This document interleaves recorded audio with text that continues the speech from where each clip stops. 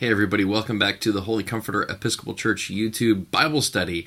I'm recording this on Halloween. Happy Halloween. Happy All Saints Day. Happy All Souls Day. We'll be celebrating All Saints Day this Sunday at Holy Comforter, Sunday, November 4th, with a baptism, a reading of the necrology, the names of the dead, a full packed day spiritually, liturgically here at Holy Comforter. I want to share with you some thoughts I've had about the gospel lesson for this Sunday, which is taken from the Gospel of John, chapter 11, verses 32 through 44. This is the raising of Lazarus story. It's a great fitting lesson for All Saints Day, as we trust that all the saints will one day be raised from the dead. Remember that line, rest in peace. That's only half of it. It's rest in peace and rise in glory, which we hope and we trust that God will do for all the saints on the last day. So I just have a couple of thoughts about this.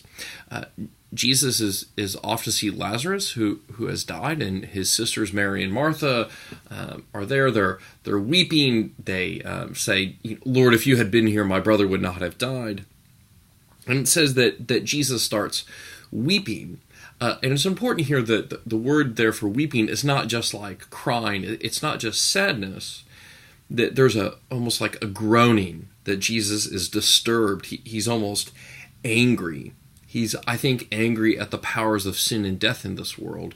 That he's taken on that weight of pain. And he's sort of, like I said, he's almost angry that death still has this power over people. So remember that when Jesus is weeping, he's not just crying. There's a groan there. I bet you weren't expecting that. Then it says that they say to the Lord, "Come and see."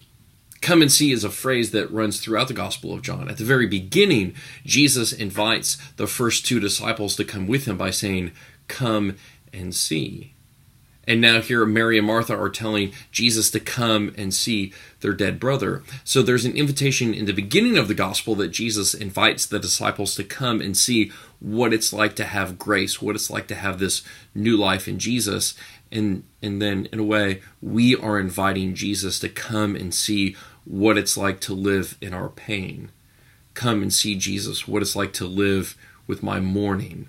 Come and see, Jesus, what it's like to live with the knowledge that my brother has died. So there's this invitation here that we are inviting Jesus to come and see our own pain, which is a really beautiful and a really vulnerable thing.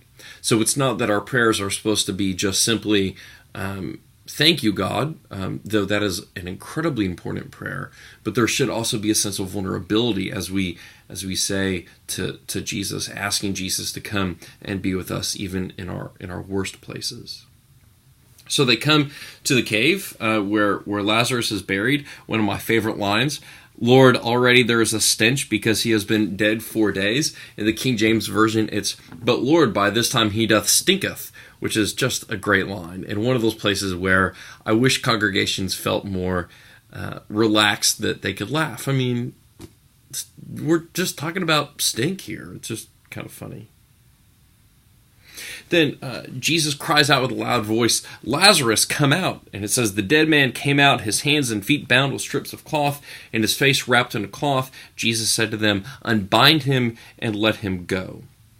It was ancient Jewish burial custom to wrap the body in a cloth as it decomposed, and then they would take the bones, after all the flesh had decomposed, and put it in a bone box or an ossuary, and then that would be buried later.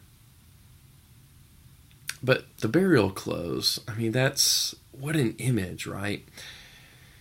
That we all have our burial clothes on, those clothes that are keeping us enslaved to the powers of sin and death. And Jesus is saying, take those off. They're not good for you. Enter into new life.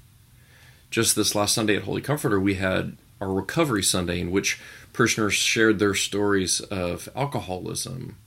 And it was really powerful, really moving. I was really struck by them. And really what I heard them saying was that they had taken off their burial clothes. They had taken off their grave clothes, that Jesus had called them out, and Jesus had unbound them from that which was dragging them down.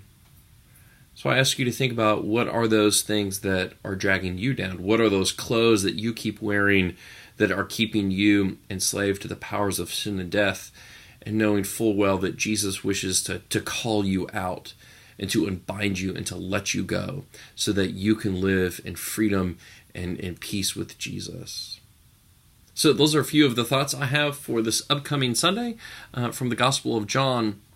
I ask you also to keep in your prayers those who have died, your spiritual heroes, your spiritual forebears, the saints and the souls that have gone before you, paving the way.